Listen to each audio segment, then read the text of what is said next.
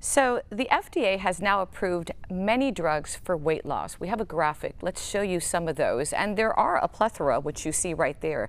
There are also drugs approved specifically for type 2 diabetes. They are Ozempic and Rybelsus, which we hear a lot of, Dr. Zinner. So, Dr. Moreno, we're using brand names because, frankly, that's what most people are familiar with, but some of these drugs work very differently than others.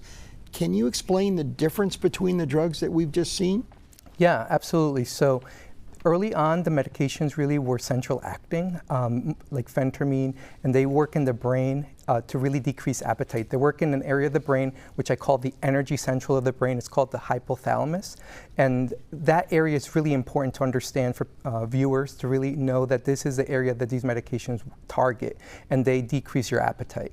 Now, the newer medications, the GLP-1 medications that we're going to be talking about, like Ozempic, Zepbound, and those types of medications, they have two mechanisms. They work in the periphery by decreasing your gastric emptying, which is basically slowing down your digestion, keeping you full longer, and then they also work in the brain to decrease your appetite. So they have the twofold mechanism.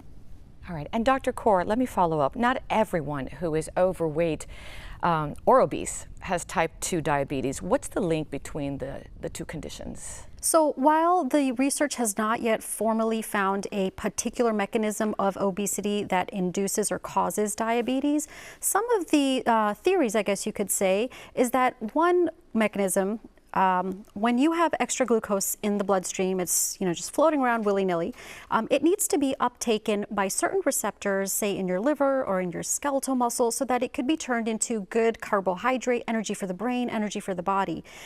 We've seen that in patients with obesity, this mechanism is inhibited for some reason that we are still trying to figure out and research.